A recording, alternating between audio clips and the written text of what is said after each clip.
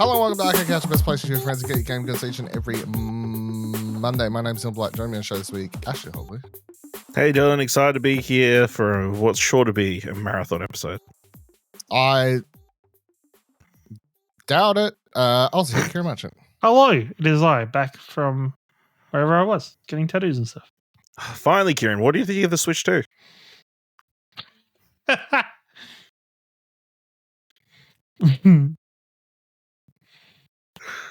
I hate you sometimes. Hey everyone, if you want to hear Kieran talk about the Switch 2, he's got thoughts on Arcade Couch Between the Cushions. You can listen to that at 6 p.m. Monday nights on your podcast feeds. That's good promo, actually. Good That's job. good promo. Good, yeah. Yeah, that's definitely not what he wanted to happen. He just definitely wanted you to fucking talk about it and fuck with me, but that's fine. Yeah. Anything was face. fine. Look at that face. Yeah, anything was fine. I'm sure It was the moment where you broke that I wanted. Yeah.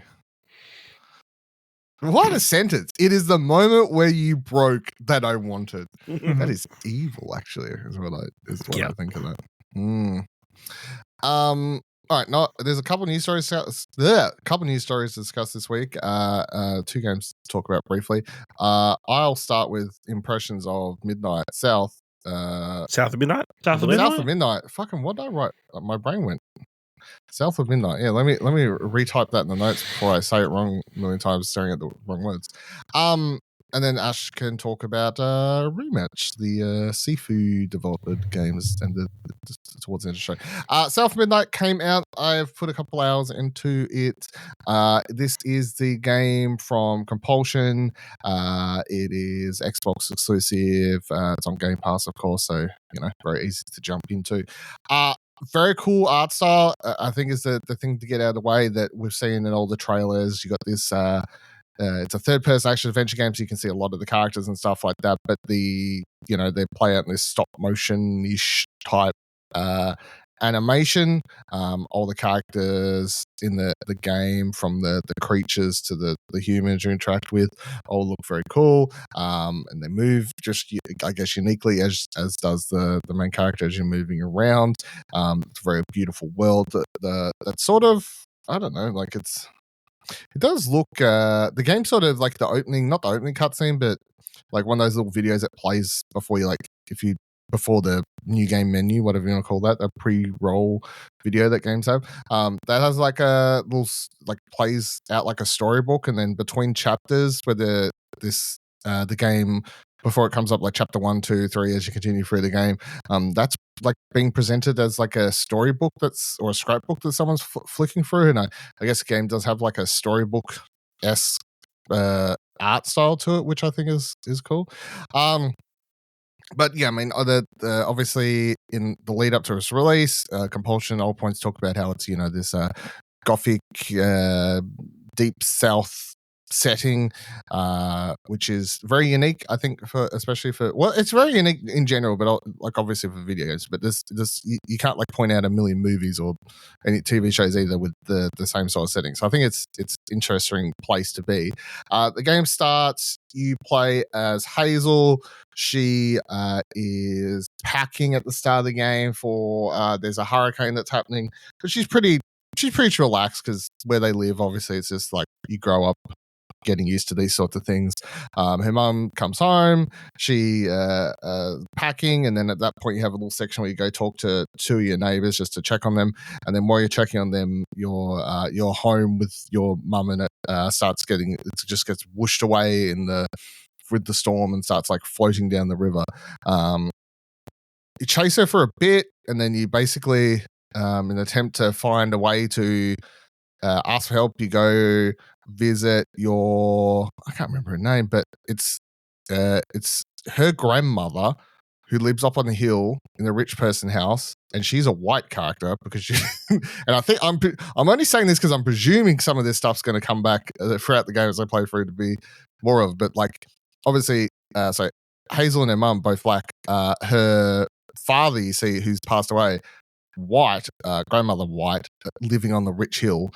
You gather quickly they don't have a lot to do with each other though, so I'm just interested to see how that plays out, and any sort of obviously racial inequality is pretty obvious, I think. But anyway,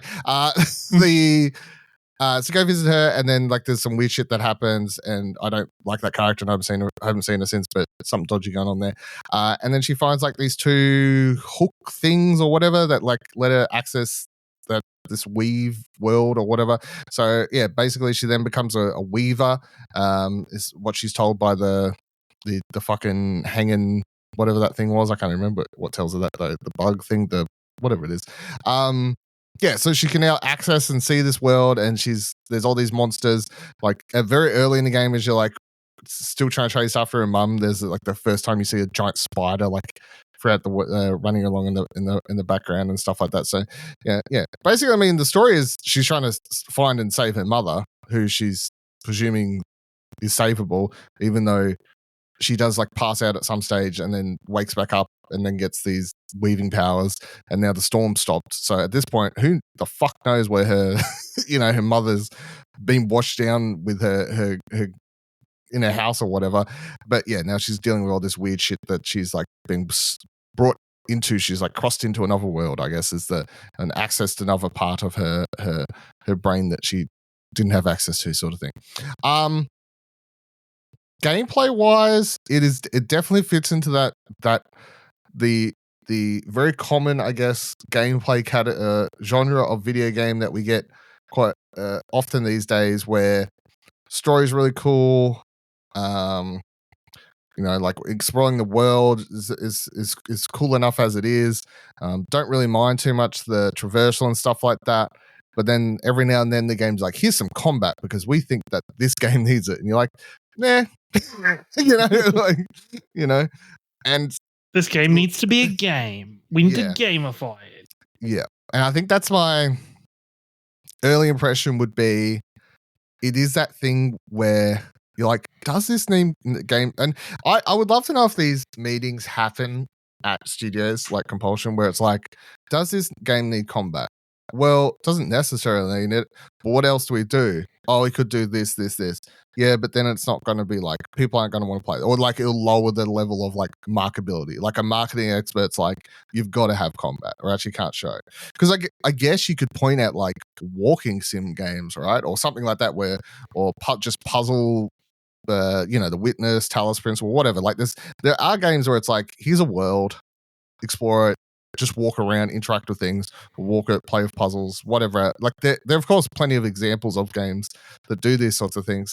But then I guess if you're trying to make like more of a consumer friendly, appealing game, straight away it's like combat's we need combat because like it's a video game. You need to present it as a video game. But yeah, I mean it's not even that the combat's bad. It's just so fine that when it sort of happens, you're like, whatever. Like, I don't really need it. And it is like that thing where you'll be exploring or like walking through the world and like narrative elements are happening and whatnot. And then you just like walk into a big circular area and it gets blocked off, the entrance and exit, of course. And then you got to beat all the enemies until you can, and then you can leave. Like it's just combat arena sort of stuff as you walk into it. And you're like, that's fine, and you can upgrade. So like you can explore, when you explore the world, you can find more ways, like in the like point things, I can't remember what they're called, but like ways to upgrade her abilities and stuff like that. It's like whatever, it's fine. But yeah, I'm keen to keep playing it. Like I'm definitely not like, oh god, the fucking like combat's turning me off the game, but it's just like definitely feels like a game that nearly could have just not gone with it. Yeah, the folklore of it is the highlight so far that I'm keen to dig into more and more after my first few hours. Anyone else want to check this out, or it's on Game Pass, so why wouldn't you? Yeah. I have it downloaded. So do I play it? I don't know. It's there if the feeling hits. Yeah, okay. What would the feeling be, do you reckon? Like, what would be the feeling that would hit you to click play? 12 free hours where I don't need to do anything else or have any other things that I need to get done. Is it a 12-hour game? I think it's like, I don't know. I think I read like it can be finished in like 6 if you like just not even fucking around. Like, I feel I'm pretty like sure I it's- need 12 hours free before I'd commit. You know, I just want to like clarify. I've played 2 hours. Like I didn't do the full game in one sitting. You can play games like that. Actually, you don't actually need to beat them in one sitting. You don't need 12 hours free. You know, I don't know about that.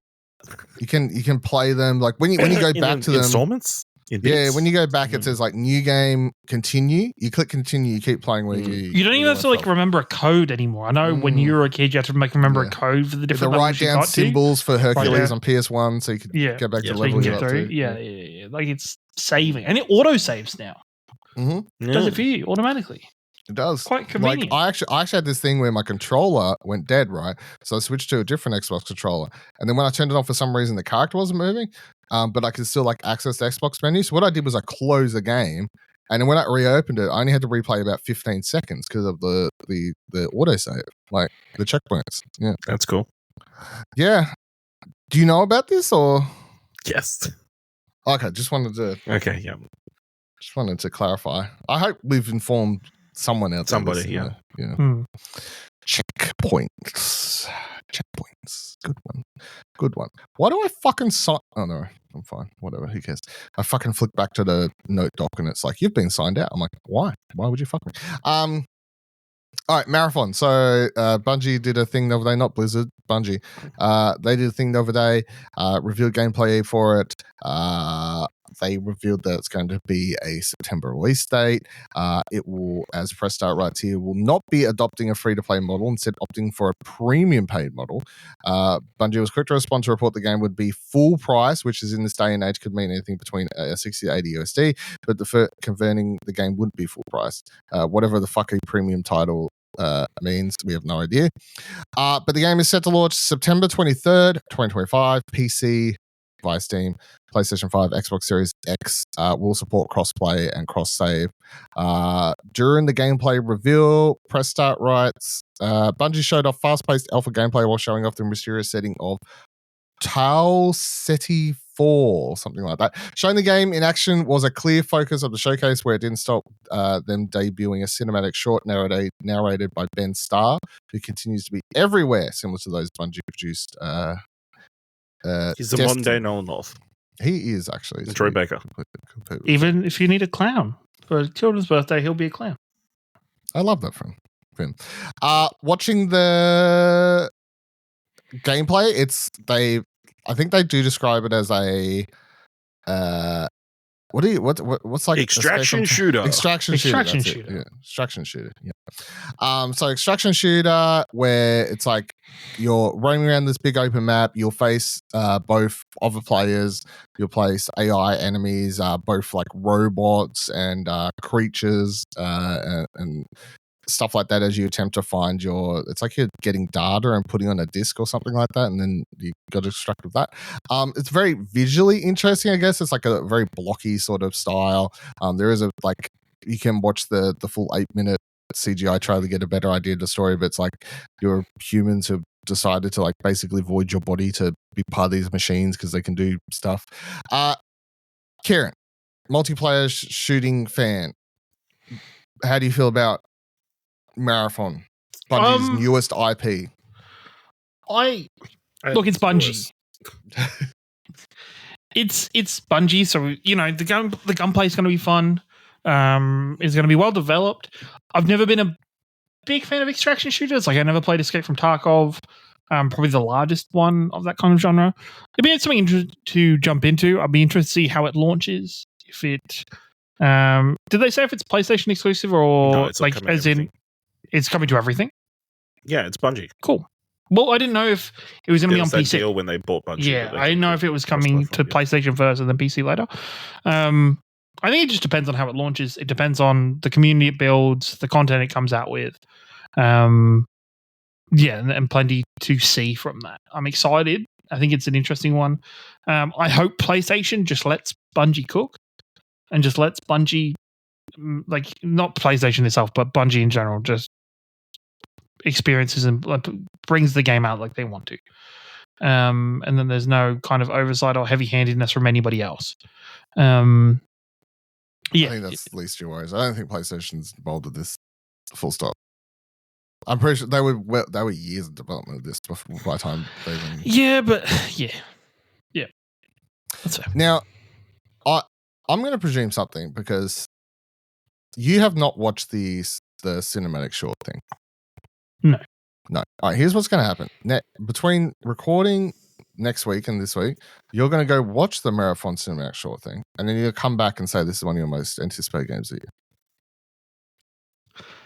I don't know if the short was that great. Kieran Frost. I mean, it's very pretty.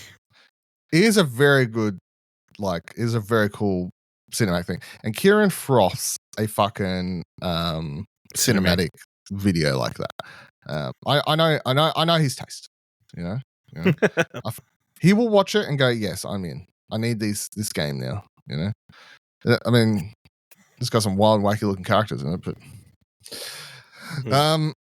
or do you want to watch it now? Do you want to pause, or you want to? No. It's 8 minutes long. No, keep going. It's 8 minutes. Yes, 8 minutes.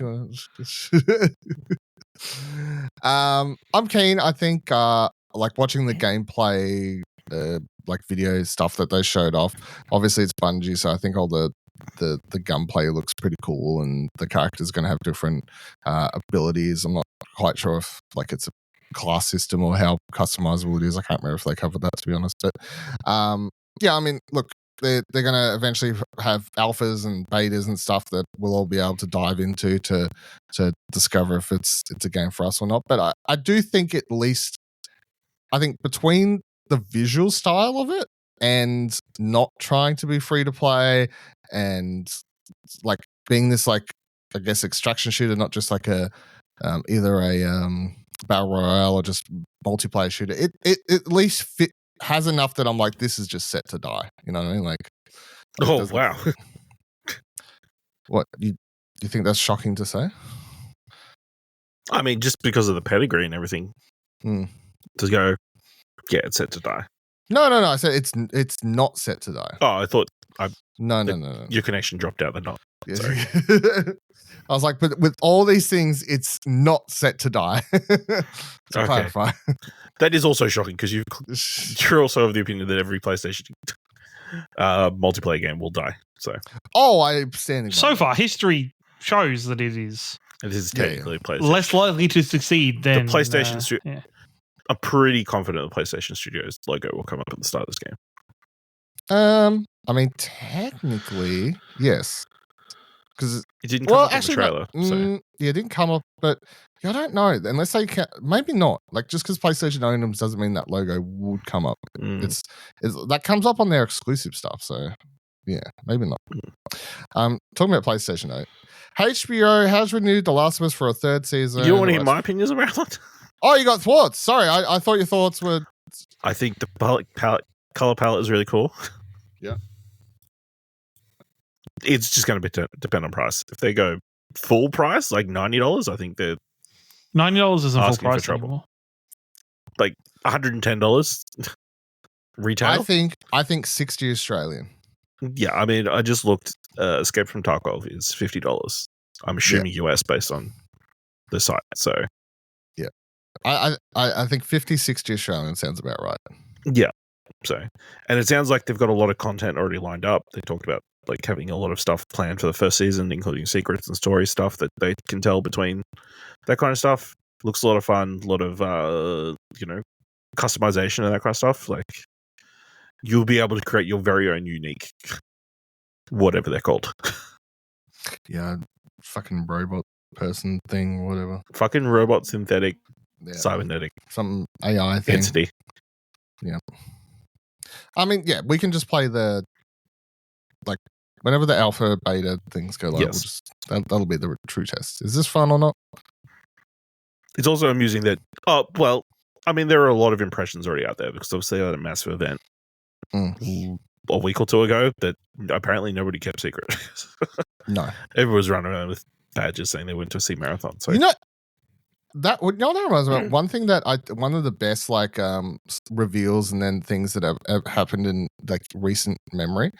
Remember when they announced Apex Legends and then that they were like, yeah, beta now. Yeah, they shadow dropped it. I remember that. Yeah, it was like that was fucking really effective to be like they had a bunch of influencers and whatever, of course, gather in one place so they could all play it together, and they did the reveal event and stuff like that. But the fact that after the stream they were like, "Yeah, there's a beta live now. Go play that shit." Like that was really effective, like marketing. I think that's the most recent multiplayer example I can think of. But I'm like, because there is everything else needs to be tested to make sure it works properly before people pay for it. Well, I just think there's something to like difference between like, let's say everyone watches this, they're like, yeah, Bungie new game, can't wait, exciting, yeah, and then by the time they dive into it, which is later at the end of the month, like I know it's only a couple of weeks difference, but a couple of weeks people just I forget, Concord. What feelings in general was pretty good about Concord's beta, and then I think someone really liked that game. Someone did. Sure did. I like the part of it that nobody played. Which was what? The competitive mode. Oh. Yeah. The whole thing the game was designed around, and they just didn't. Yeah. Rest in peace, Good memories. Still didn't boot it that once. Was the Amazon Prime episode any good? That thing? Yes. Yeah, it was actually pretty good. It was actually pretty cool. Yeah. Maybe they'll live on in some other form. Yeah, it was actually pretty cool. Secret Level, that's what it's called. Secret Level, that's it. Because we were trying to remember what it was called last week when the Pac-Man thing was shown. Yeah. All right, HBO has renewed Last of Us for a third season. Press Star writes in a statement published on Variety. It's been confirmed that HBO's flagship series, The Last of Us. The renewal came roughly a week ahead of the premiere of the show's second season, which will cover the events of the second game after the first season chronicled events of The Last of Us Part 1. Given the enormity of the second game, it's unknown how much will be adapted in the second season, so it's no doubt a relief that the story will continue into a third, possibly fourth season. What do we, like, it's always a good sign, I think, when a show's renewed ahead of its debut. That means that HBO's this will do well. How like it literally is tomorrow, right? We're recording Sunday. The premiere is tomorrow. I don't want to go big deep on spoilers, but is the thing happening in episode 1? I want no, yay or nays now. No. Okay. Kieran? No. I'm saying yes. It should. I'm saying yes. Won't. I'm saying yes. But I mean, it should arguably open with that, and then flashback. Nah, I think ending the first episode, a premiere episode, ending with that's just perfect. That's perfect cliffhanger. Right. The thing is, no, because I just think they build it up as in without explaining where Joel is for a good portion of it. And because it's always that big thing of playing it off you know how in the game starts off playing off it isn't obvious that they've reconnected. It isn't obvious that they've had a fight. It just seems to be normal life, and then it leads into. I think we get a longer period of them being in the opening settlement and more prior to everything going to shit. I can see that. I can almost see the season ending somehow with spoilers. Well, I said let's talk about the thing, and then you. Oh, just buried around it, Whoops. Just be kind of vague, and then. I mean, no, because it's at this point. Come on, guys. We're at this point where. Yeah, I was just gonna, you can bleep it. You can bleep it. You know what? I was like, in JB's tomorrow. I was like, oh, we'll just dodge around it for a week. Yeah. Whoops. In case there's these random people who. Whoops. I'll say that Craig Mazin is only directing the premiere episode is another thing that as obviously showrunner. The only episode he's directing is episode 1. I don't think he directed many of the last season. He only directed 1 or 2 episodes from memory. Yeah, but still, I just showrunners usually direct important episodes. Is the you know what I mean? Yeah. So I'll say another thing, because they released the. That's not true at all. What? Showrunners direct important episodes.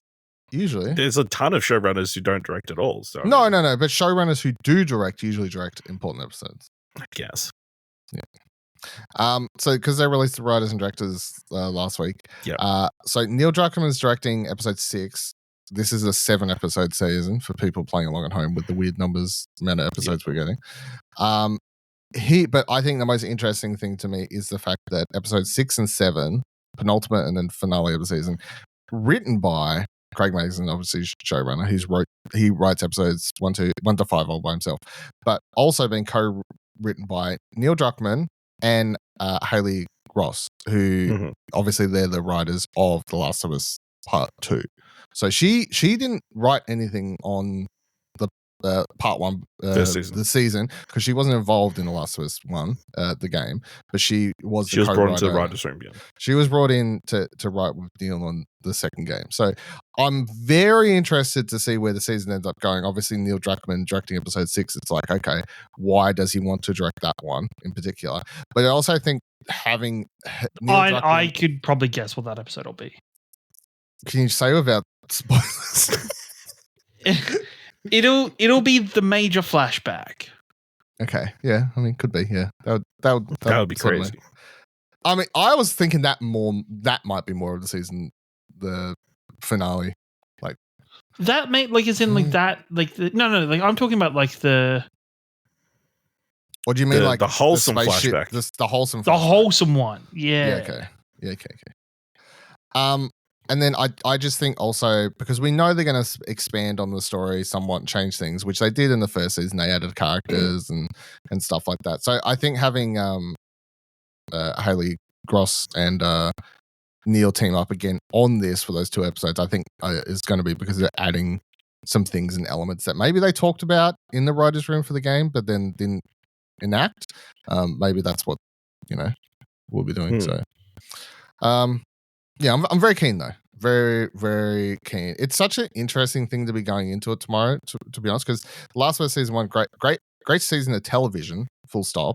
But it's weird that it's not often I can get excited about a adaptation of a video game thing that's actually generally very good. But also The Last of Us Part 2, one of the greatest, I don't think it's hyperbole to say one of the greatest video games of all time. But also something in more recent memory that I just could not touch again. And I still haven't. The funniest thing is, like, I still haven't touched it. Like, I know, like, people like Buddy and whatever else, after they finished it the first time, were going back through getting all the collectibles, got the platinum and stuff. And I was like, I cannot touch this game. Like, I cannot replay this story. It's so fucking dark. Like, I cannot, and I have not touched it since. But yeah, I remember writing, but I remember writing, wrote it. Fucking English is great. Hey, I wrote an article about like the ending and stuff that like got a lot of fucking comments on the website.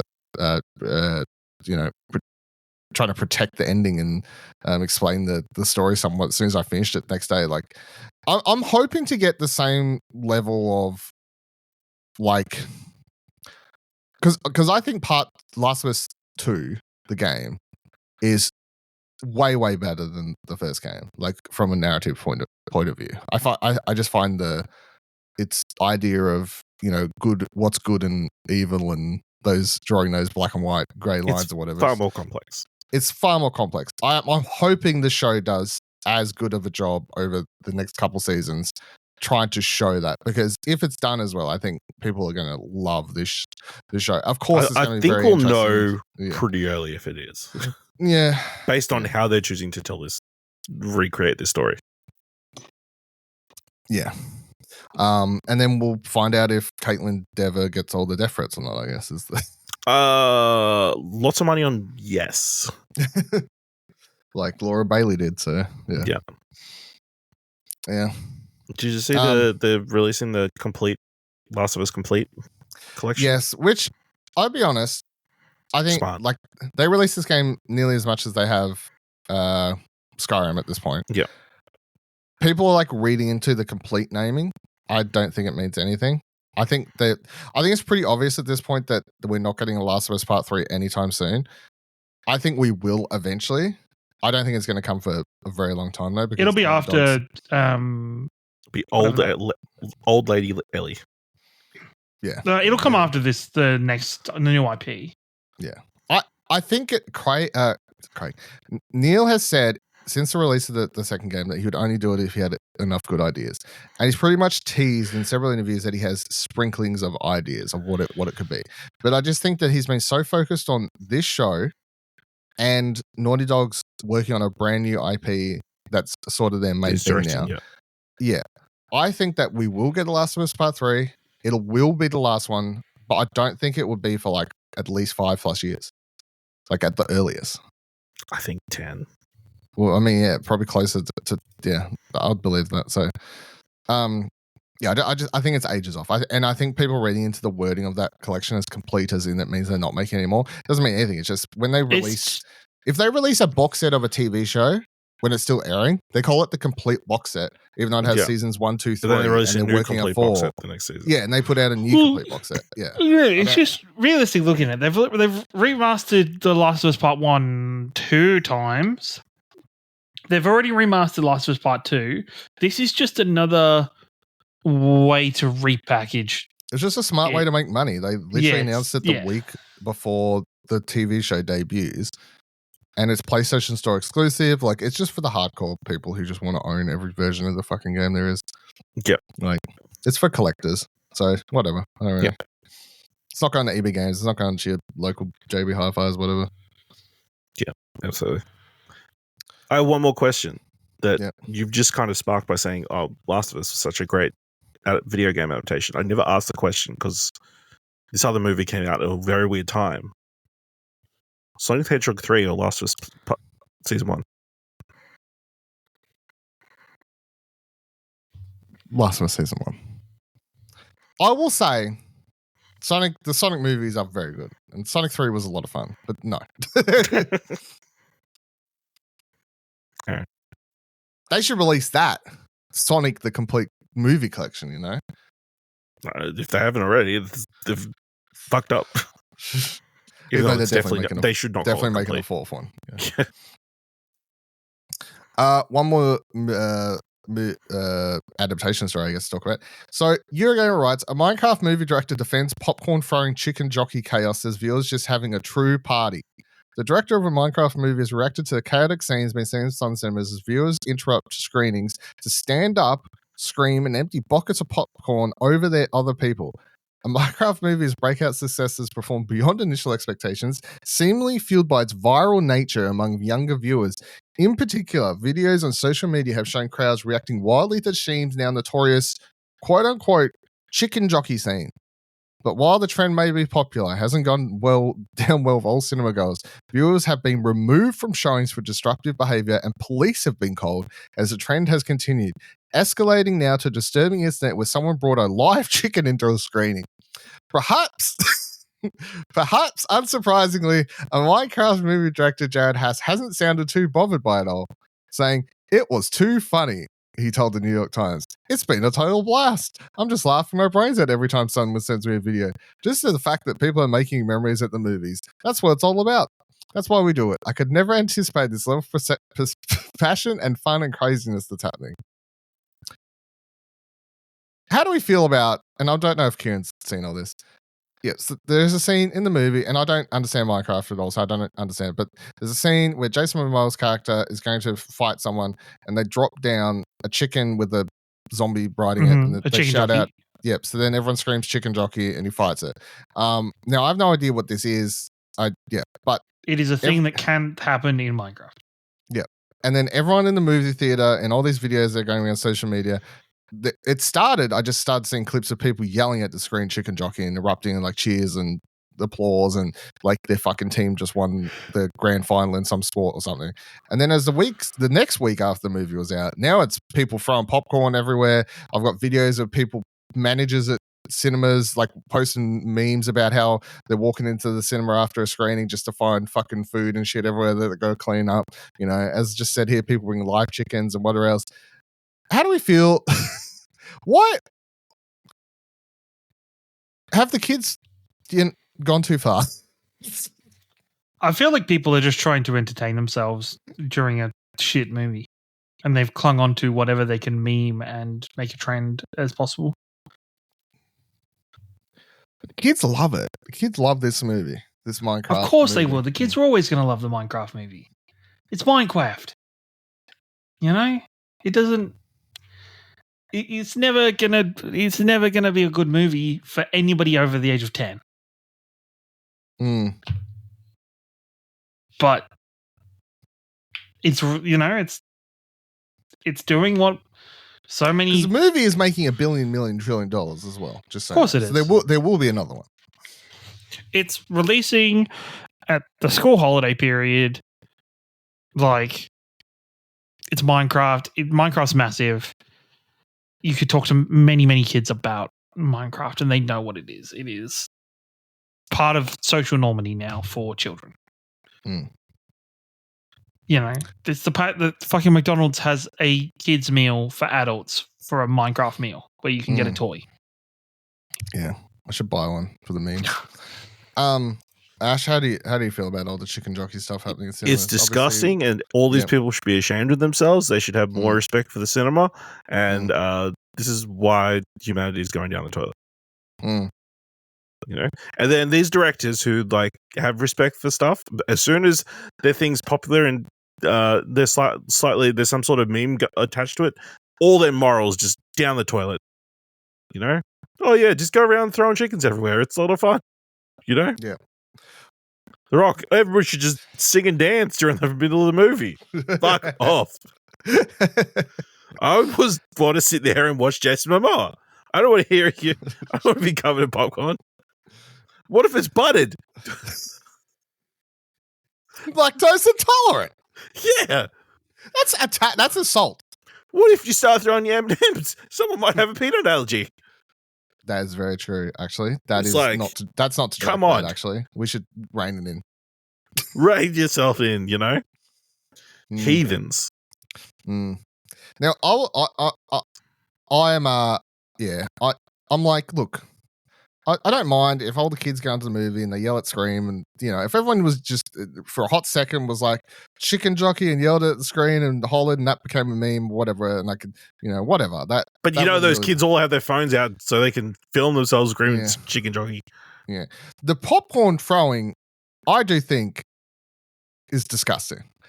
Only because it's less about the people in there. It's just, to me, I just think of the poor fuckers that are having to clean this up every single time, especially in America where mostly this is happening, right? And all these minimum wage employees, some having to go in there and clean up all this fucking food because people have, you know, got to do the solution is just charge extra for Minecraft movie tickets. That is actually, imagine. They're like, yeah, it's a $2.50 surcharge so we can pay someone to come clean up your mess afterwards. Actually, imagine if someone was like, we're doing a Minecraft movie screening, we've removed the chicken jockey scene. We have cut it and we're showing it without the chicken jockey scene. That's one. I'm pretty certain the studios would crack down on that real fast. That's like when they tried to remove like the gay kiss from the Pixar movies. Yeah. But that's hate speech. This is helping. Dumb. Yes. Also, I was listening to, you know, Big Picture Pod, which talked about often what do you want to watch as movie podcast listener. And on that, they were, you know, he was actually like, look, I was in the cinema, I was watching it, everyone started screaming. I don't get it. But also, like, you know, I'm happy the kids have something. So, I mean, I it's fine. Just calm down on the front of the food. Like, fucking Jesus Christ. But also, we will you mentioned what do you want to watch. That's where we're going to be talking about each episode of The Last of Us, if you want to catch that each week. That's a good point. I should have said that. That's a very good point. Yeah. Except episode 1, we'll repost it here. Yeah. If you missed this part of the podcast, 38 minutes is the episode before. Yeah, where we're saying where it's going. It will be going there. Yeah. I want you to know also, I know I was trying not to talk spoilers before, Kieran, but I want you to know, in this movie, the plot, right, of which there is little apparently, but like one of the village people like drops into the real world, right? And then Jennifer Coolidge, who you may know as Stifler's mum from the American Pie movies, she like nearly runs over this person. And then, and I haven't watched this yet. I'm very much like, maybe I should go watch this for the sake of being a part of, to keep up with pop culture at this point, to be honest. But I saw someone post a clip online, which I usually hate, but at this point, I don't care.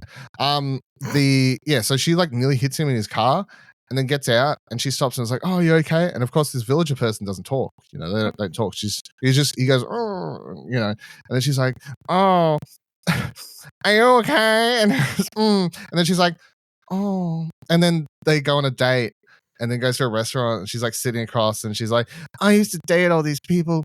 No one listened to me like you. And then like they have a romance. And then the whole bit is, and I'm about to spoil the Minecraft movie, so I doubt anyone listening to this cares, but skip ahead if you really do for some reason. For some reason, by the time they get all the way to the end of the movie, they have a whole bit which is pretty funny, actually, I'll give it points for, which is that they get to the end and like they're now engaged. And maybe you presume that this is weeks and months later, but they're like, when she starts talking, she's like, when I nearly hit with my car 17 hours ago, like, so, I just knew you'd be the one for me.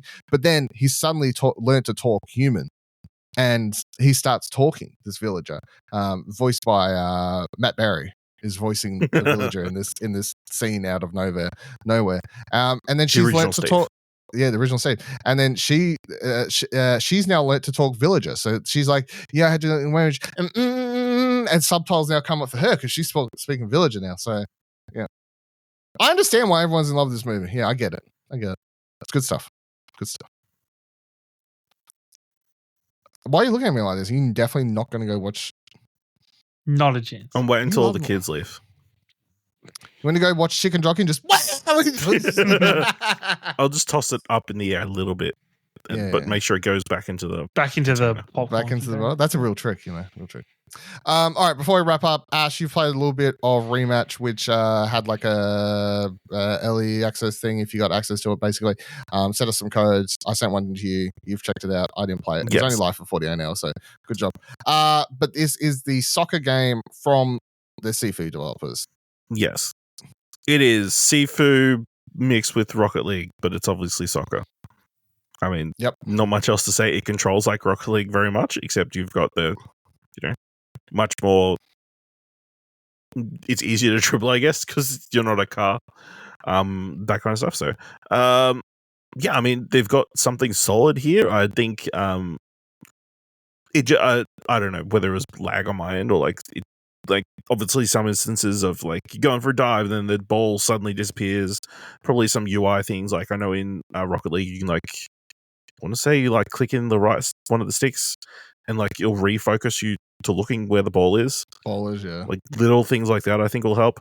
But I'm sure this is definitely going to be one of those games that's definitely split between people having ridiculous fun and then people who like take it super serious and like are doing crazy lobs across the pitch, scoring crazy goals from crazy positions and that kind of thing. So obviously you play it's either 4-on-4 or 5-on-5, including one player plays as a goalkeeper each time. So I mean it's pretty basic. The basic concept is the same as soccer or Rocket League. Score as many goals as you can within the time limit. I mean, I know. Maybe it's because I played so much FIFA. Like the control scheme that they've got is like a little bit unintuitive. Like because they want you to use the right trigger to shoot. But like anyone who's played FIFA or like they're trying to make it like an action. Actiony because you can with the trigger you can have a little bit more control on the strength and that kind of stuff. Yeah. But yeah, as someone who's played a lot of FIFA, it's like, no, I didn't want to push that button.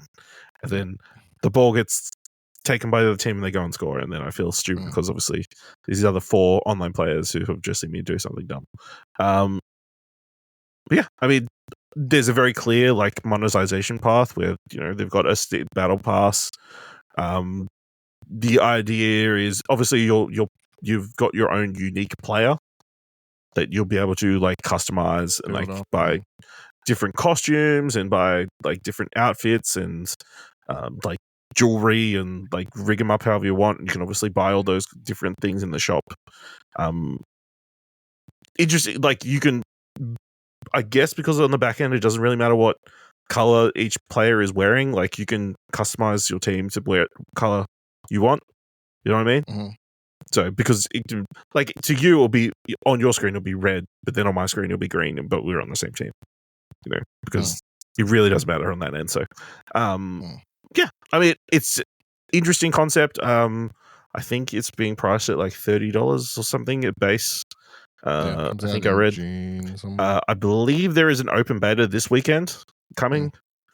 So if you want to give it a go on all consoles, I think it's definitely worth giving it a go and see if it's whether you're a cup of tea or not. So, yeah, it's going to be good to see. I feel like there'll be definitely a strong competitive scene for this. So, I think this weekend, the 48 hours, the codes they gave out to media and still press, very alpha, yeah, very alpha, but also it was because they were trying to get coverage for it, and they had a lot of streamers just playing the game because they were like, you've got 48 hours, like feel free to stream it. And I looked on Twitch at some point, a lot of people were streaming it. So yeah, I think obviously it's a game that Rocket League got a big build by getting the concrete content creators on board. Yeah. I think if this game has like a couple big streamers take it up, then that'll only be good for it. But yeah, I mean, it is I guess it's that weird thing where it's like it does have like it's definitely not trying to be FIFA. It looks like Rocket League, but you're as real people, which is weird because Rocket League looks like soccer, but your cars. But then obviously you're saying like it's not the full like level of controls as confusing as Absolver or SIFU, but yeah. I think another smart thing that it does is if you put in the left joystick, it like asks for them to kick you the ball effectively, but then it kind of the direction is to like cross the ball in if you're positioned in a certain point, or like lob or whatever to like get the ball to you like super far through ball. Like it'll let based on your positioning with the person with the ball, it'll like voice it. The command will be slightly different, which I thought was a cool little niche thing. Yeah. All right. That will do it for this week's episode of OK Couch. Of course, thank you for joining us on the show. You can check out explosionnetwork.com to find more things. Again, as Ash just said, to reiterate, Last of Us spoilercast posting on What Do You Want to Watch, but episode 1 will be posted here to remind you all of that tomorrow. Anyway, check out Arcade Couch Between the Cushions when that drops to hear Kieran complain about the Switch 2. And until next week, I hope you all have a great time.